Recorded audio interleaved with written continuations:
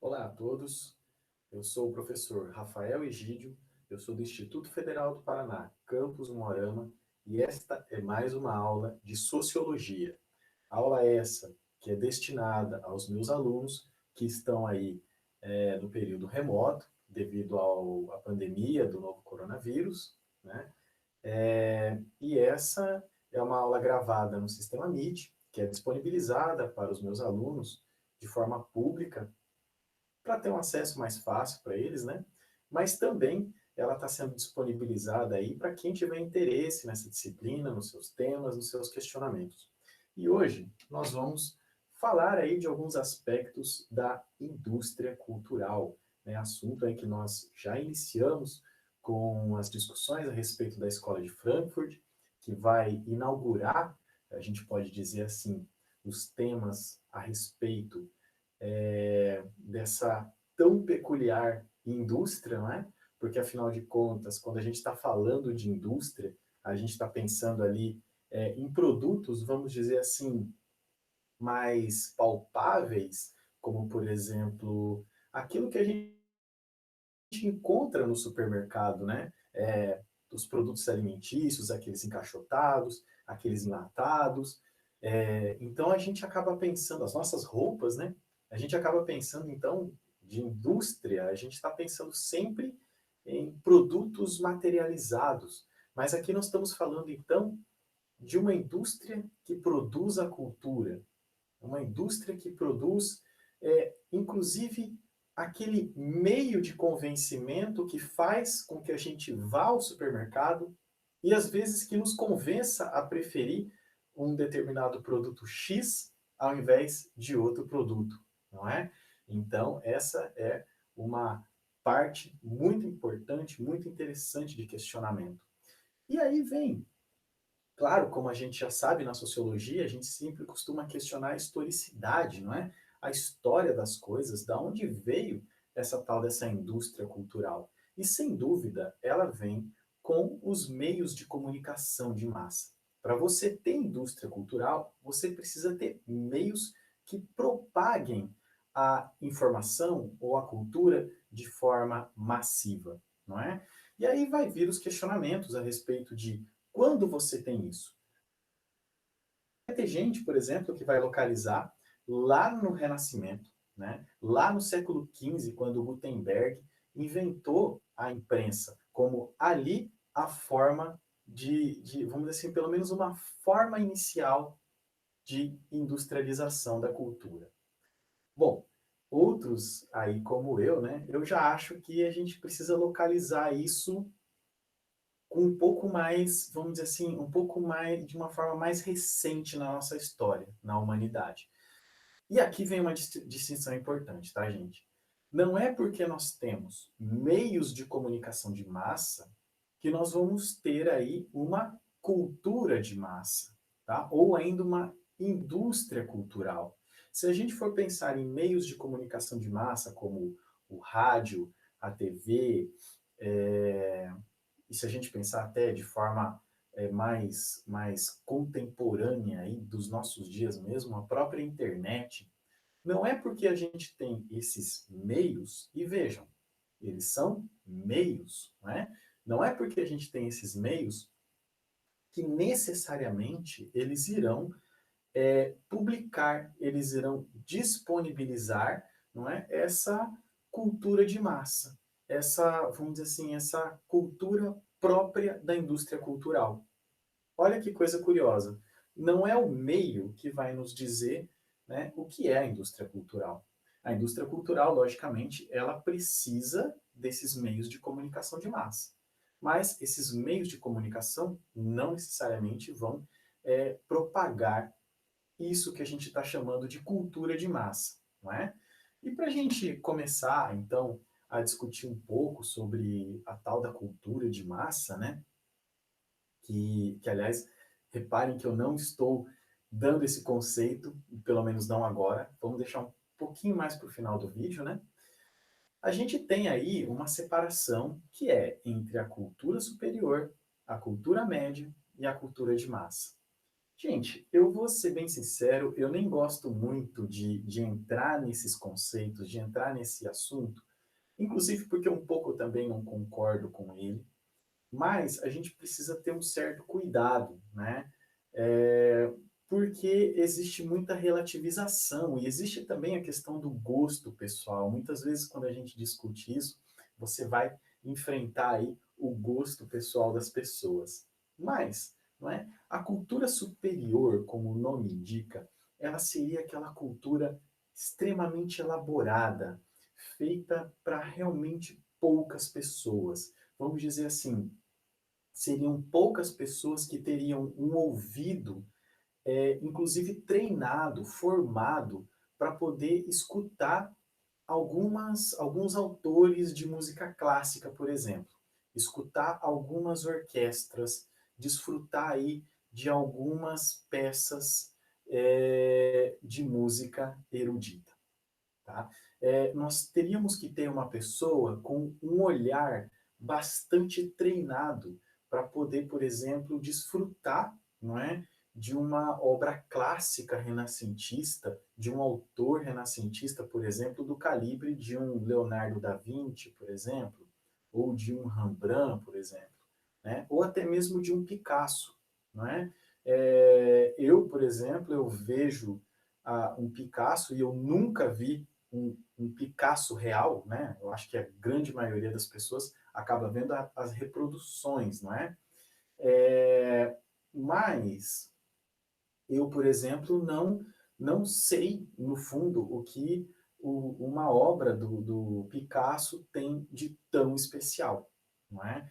Ou o que um Van Gogh, por exemplo, ele tem de tão especial na sua técnica, na sua pincelada, nos temas que ele está ali abordando. E isso por quê? Porque eu não tive essa formação específica para isso. Não é? A cultura superior vai ser daquela pessoa, por exemplo, que vai ler Shakespeare, mas vai ler Shakespeare no seu original, no inglês. Vai ler James Joyce, vai ler assim grandes ícones da cultura e especialmente na sua língua original. Então vejam que a cultura superior ela é realmente para muito pouca gente. E muitas vezes ela é destinada justamente para pessoas que foram formadas para aquilo, que têm uma formação artística bastante consolidada. Apenas lembrando aqui, tá, gente? A educação, pelo menos assim, a educação burguesa de elite, ela incorpora os estudos artísticos de forma bastante consolidada, tá? A educação burguesa, a educação elitizada, não é? Para as classes burguesas mesmo, tá, gente? É uma educação que incorpora bastante a arte. Por quê? Porque a arte ela vai permitir tanto essa sensibilidade, por um lado, quanto também pela disciplina. Não é? O artista ele tem que ser uma pessoa muito obstinada, uma pessoa muito disciplinada. Grandes artistas como esses que eu citei são realmente pessoas muito, muito disciplinadas e, claro, né, com uma técnica realmente infalível. Coisa que, para as classes elitizadas, para as elites, são características essenciais. Outro ponto aqui, né, é a cultura média. A cultura média, pessoal, ela seria aquela cultura que foi mastigada ali da cultura superior, tá? Então, por exemplo, assim, vamos lá. Antigamente tinha uma orquestra chamada Orquestra Reykhof, tá? Que tocava ali algumas peças clássicas, mas de forma assim não muito técnica, não muito técnica, não muito perfeccionista, né? Hoje em dia tem uma que é do André Rieu, né? Que também aí é uma popularização da música clássica, uma facilitação da música clássica, tá? É, por exemplo, artistas da MPB que nós vamos ter aqui no Brasil, né, da música popular brasileira, aqueles mais antigos ali, Chico Buarque, Gilberto Gil, sabe? Nós estamos falando aí de uma cultura média, não é? Da reprodução que vários artistas locais fazem daquelas obras clássicas consagradas dos grandes pintores, peças de teatro. Então, vejam, a cultura média, ela, inclusive, ela está mais localizada no contexto local, no contexto nacional, vamos dizer assim. Isso vai acontecer em vários países. Já a cultura de massa seria realmente a mastigação mesmo, né? Seriam os programas de televisão, seria aí histórias em quadrinho, e por aí vai. E aí, assim, igual eu falei para vocês, muito provavelmente, se alguém ouviu a palavra história em quadrinho e você for um grande fã do Batman, por exemplo, você vai considerar que o Batman é, no mínimo, cultura média, ou às vezes até cultura superior, dependendo do artista que desenhou determinado quadrinho. Porque sim, realmente existem alguns quadrinhos que são obras de arte. Eu concordo com isso. Mas, como eu falo, gente, isso vem do gosto pessoal, não é? Também nós vamos ter aí aquela coisa, muitos filmes que foram aí filmados de forma massiva, de cultura de massa mesmo, assim, filmes dos anos 60, 70, do século passado, que foram feitos para massa, hoje, às vezes são filmes considerados clássicos, são filmes considerados cult. Reparem que tem essa palavrinha, né? O cult. O cult é aquilo que às vezes na época foi produzido para ser algo para geral, para massa mesmo, mas que dado um tempo ele começa a ganhar um status até mesmo de clássico. Né? Ele passa a ganhar até inclusive um status intelectualizado. Um exemplo é o filme Blade Runner, né? Um filme aí lá dos anos 80, que desprezado inclusive desprezado pelos estúdios da época, hoje ele é um filme que ele acaba tendo assim uma aura intelectualizada em torno dele. Outra distinção que a gente precisa ter aqui é com relação à cultura popular e à cultura pop, não é? Gente, cultura popular, né, sendo rápido aqui, né, porque é uma discussão mais tranquila essa, a cultura popular ela é justamente aquela que é produzida no contexto do povo. É a cultura que o povo faz, aquilo que muitas vezes a gente chama de folclore, não é? E vejam que o povo, as pessoas possuem uma manifestação artística muito ativa. É muito comum você encontrar em comunidades, inclusive comunidades rurais, né, tocadores de viola, pessoal que inclusive compõe as suas próprias músicas, pessoal que às vezes monta pequenos grupos de teatro e que criam as suas próprias peças de teatro, que não são apenas reproduções de outras peças já existentes. Então a cultura popular, gente, ela é muito ativa, ela é muito criativa. Inclusive, muitas vezes se mesclando aí com a religiosidade popular, com a política local popular, com os costumes daquela localidade. Então, a cultura popular ela é realmente muito criativa, muito ativa. Enquanto que a cultura pop, não é a cultura de massa. É aquela cultura feita realmente assim, enlatadinha para o nosso consumo. E aí a gente pode pensar em alguns nomes aqui, como Michael Jackson, que era considerado o rei do pop, não é? E aí muitas pessoas vão, talvez, criticar e dizer assim, não, o Michael Jackson, ele é no mínimo uma cultura média, ele não pode ser considerado cultura de massa. E é isso que eu falo. Quando a gente mexe com o gosto das pessoas, muitas vezes existe essa indignação. Mas a gente precisa entender, né, que essa música do Michael Jackson e de tantos outros artistas, por mais que às vezes elas ganhem um status de cult, não é? Elas são realmente produzidas para que a gente assista e fique olhando aquilo até de forma meio, né, de forma a ser consumido mesmo, né, a consumir aquilo como um produto e que nos leva, inclusive, a sermos incentivados a adquirir outros produtos relacionados com aquele artista. Bom, para a gente falar da cultura de massa, gente, a gente precisa então entender o que é a massa. E a massa, ela vem aí das discussões desse sociólogo, psicólogo francês, que é Gustave Le Bon, que é de 1841 a 1931. Não é? Não se trata aí propriamente de um clássico da nossa disciplina, por isso que nós não pretendo gravar nenhum vídeo específico sobre ele, mas o Le Bon ele vai dizer ele vai caracterizar a massa justamente como aquele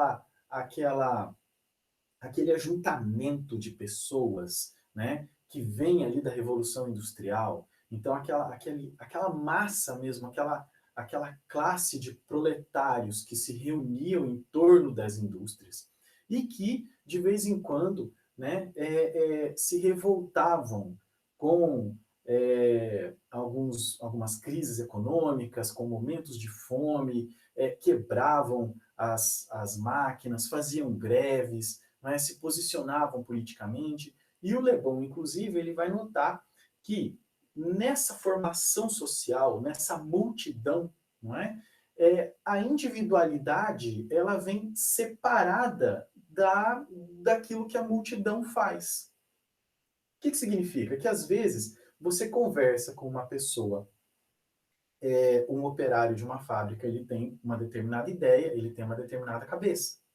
Mas quando ele está na massa, quando ele está junto com os seus, a gente pode dizer assim, com aquela comunidade industrial, gente, não é uma comunidade rural, não é uma comunidade industrial, ele tem um comportamento completamente diferente, às vezes destrutivo, às vezes irracional.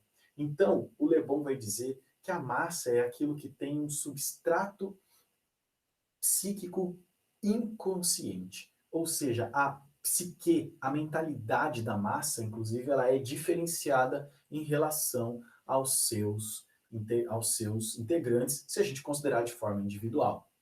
Bom, é claro que aí a indústria cultural vai ver na massa, não é, algo muito interessante.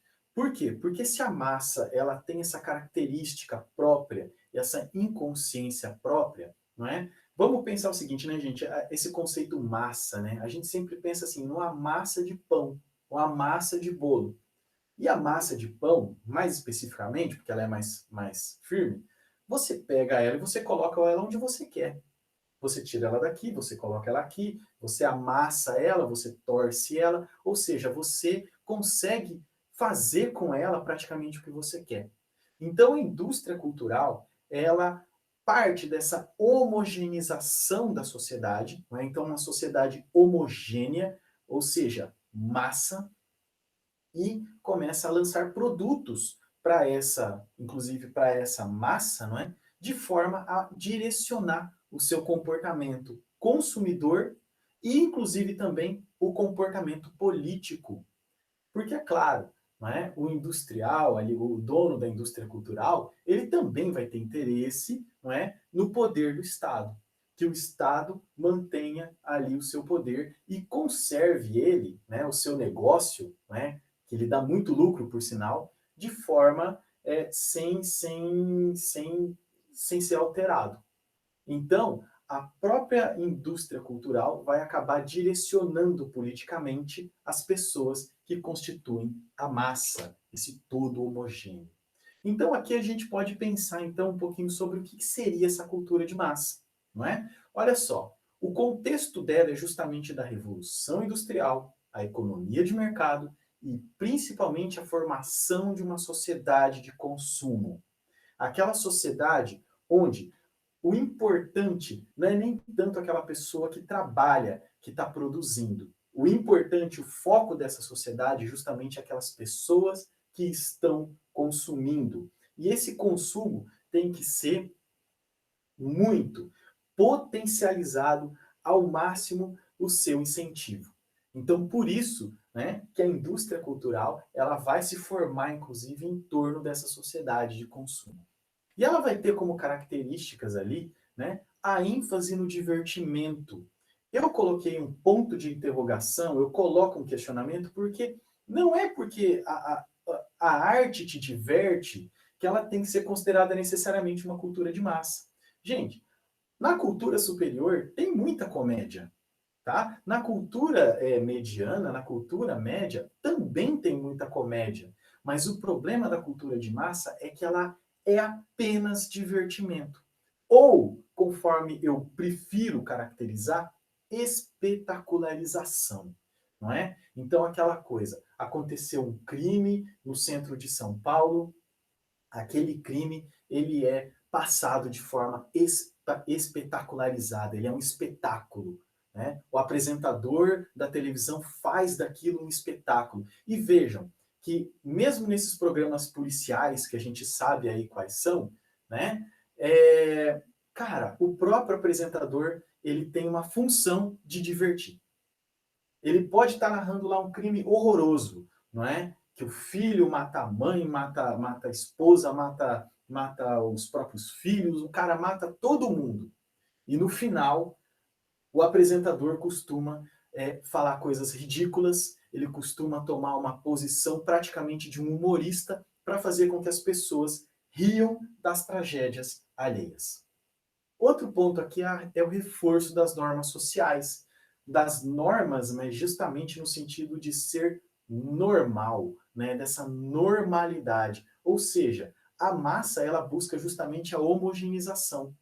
Qual maior homogeneização do que a normalidade? A normalidade de pensamento, a normalidade de visão, a normalidade de que nós todos temos que ser trabalhadores exemplares e consumidores ávidos, não é? É essa principalmente a normalização que nós estamos falando aqui, de que nós sempre precisamos de coisas que nós no fundo não precisamos. Ela também vai promover o conformismo, ou, até como eu prefiro, o anestesiamento. O sujeito fica anestesiado. Ele fica anestesiado tanto com aquele crime bárbaro que aconteceu, que está sendo exposto para ele, ele também vai ficar anestesiado também com aquele político corrupto, ou aquela falta de política pública, ou com aquela favela onde as pessoas estão passando fome. Ele é anestesiado, e principalmente anestesiado politicamente. E, principalmente, tá, gente, a questão do excesso de informação. A formação, ela é substituída pela informação. Muito embora, gente, né, e vocês podem ver que na indústria cultural isso é falado mesmo, né, não são instituições filantrópicas e não são instituições educativas. A indústria cultural foi feita para diversão, show business, né, para diversão das pessoas. Mas reparem que na indústria cultural, nos programas, inclusive jornalísticos, há sempre um excesso de informação. E reparem como que estatísticas e dados e regulamentos são jogados um em cima do outro, um atrás do outro, de modo que a gente não consiga pensar naquilo. Não é? Muitos programas, e são programas bacanas, eu vou dar um exemplo aqui, o Greg News, não é? Você assiste 30 minutos do Greg News, que é um programa feito assim, justamente com uma ideia de crítica social, mas você assiste 30 minutos, você não consegue reproduzir todos os dados e todas as estatísticas que foram apresentadas. Por quê? Porque a ideia do jornalismo, da indústria cultural, é do excesso de informação. Ou seja, nós temos tanta informação que a gente se anestesia, a gente não consegue agir, a gente não consegue refletir sobre o que foi passado para nós. E repare, inclusive, que a estrutura dos telejornais é justamente essa, não é? Passam ali notícias de política, notícias criminais, aí depois passa para notícias familiares, como que umas famílias se organizam com seus orçamentos, e no final você tem as notícias de esporte. Todas essas notícias jogadas aí em menos de meia hora, 20 minutos, e no final coroando o esporte, né? Principalmente o futebol, de forma que a gente não consiga pensar sobre aquelas notícias políticas e de corrupção que foram apresentadas no primeiro bloco dos telejornais. Então, gente, tem muita discussão sobre a tal da cultura de massa. Se poderia se chamar de uma cultura industrial ou uma cultura industrializada, ou definitivamente uma cultura para a massa. Porque diferente da cultura superior, da cultura mediana e até da cultura popular, não é uma cultura produzida pela massa, mas é uma cultura que é produzida para essa massa, justamente com essa ideia, não é, de anestesiar, de travar essas pessoas numa vida, numa reprodução de vida que algumas pessoas decidiram que é o nosso normal. Então é isso que eu tinha para hoje, gente. Espero que vocês possam refletir. Se vocês tiverem dúvidas a respeito desse assunto, me procurem aí nos nossos canais. Espero que vocês fiquem bem, fiquem com saúde e vamos aqui então terminando a nossa gravação. Até mais.